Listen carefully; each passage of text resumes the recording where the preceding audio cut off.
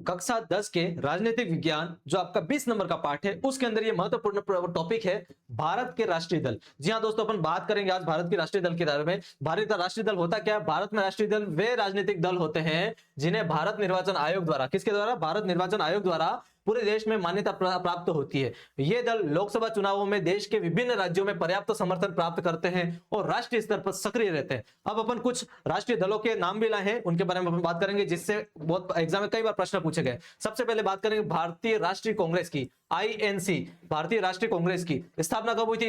इसकी 1885 में इसकी स्थापना हुई थी। मुख्य विचारधारा धर्मनिरपेक्षता, समाजवाद और लोकतंत्र। प्रतीक चिन्ह क्या है इसका? हाथ है, जैसा कि आप चित्र में देख पा रहे हैं। मुख्य नेता मल्लिकार्जुन खड़गे जो वर्तमान में इसके अध्यक्ष है। भारतीय जनता पार्टी की बात करो, बीजेपी की स्थापना हुई थी उसकी 1980 में। प्रमुख विचारधारा क्या थी इसकी? राष्ट्रवाद, एकात्मक मानववाद और सुशासन। प्रतीक चिन्ह क्या था? कमल का फूल। क्या है? जैसा कि आप चित्र में देख रहे हैं, कमल का फूल। प्रमुख नेता कौन है इसके? जेपी नड्डा अध्यक्ष थे। इसके जेपी नड्डा अध्यक्ष थे। अब बात करते हैं अपन भारत के वर्तमान में राष्ट्रीय दल बहुजन समाज पार्टी। कौन? बहुजन समाज पार्टी, जिसको कहते हैं बीएसपी। स्थापना कब हुई थी इसकी? 1984 में। प्रमुख विचारधारा सामाजिक न्याय, बहुजन हिताय और बहुजन सुखाय। प्रतीक चिन्ह क्या था इनका? हाथी। क्या था? हाथी, जैसा कि आप ये ब्लू कलर में चित्र में देख पा रहे हैं। फिर प्रमुख नेता मायावती राष्ट्रीय अध्यक्ष इनकी रह चुकी। फिर बात करें चौथी पार्टी अपनी भारतीय कम्युनिस्ट पार्टी, जिसे कहा था मार्क्सवादी, सीपीआईएम।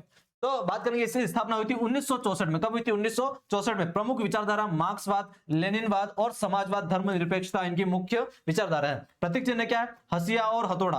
हसिया और हथौड़ा। प्रमुख नेता सीताराम येचुरी पूर्व में और एमए बेबी वर्तमान महासचिव इनके रह चुके हैं। राष्ट्रीय दलों का महत्व क्या? महत्व की बात करें, ये दल पूरे देश में राजनीतिक गतिविधियों में भाग लेते हैं। ये राष्ट्रीय मुद्दों पर नीतियां बनाते हैं और सरकार बनाने में महत्वपूर्ण भूमिका निभाते हैं। फिर किसी दल को राष्ट्रीय दल की मान्यता के लिए आवश्यक शर्तें, कौन कौन सी मुख्य शर्तें होनी चाहिए तब वो जाके राष्ट्रीय दल बनता है? लोकसभा चुनाव में कम से कम 2% वोट, कम से कम 2% वोट के कम से 2% वोट देश के कम से कम 3 राज्यों में मिलना चाहिए, 3 राज्यों में मिलने चाहिए। या फिर लोकसभा में कम से कम 11 सीटें जितना आवश्यक है और दल को कम से कम 4 राज्यों में राज्य दल का दर्जा मिलना चाहिए, तभी वो क्या बन पाएगी? राष्ट्रीय दल बन पाएगी। तो इस प्रकार अपन ने आज का जो टॉपिक था भारत के राष्ट्रीय दल, उसको अपन ने शॉर्ट वीडियो के माध्यम से कंप्लीट किया। तो आपको उम्मीद करता हूं मैं कि आपको ये समझ में आया होगा। Thank you.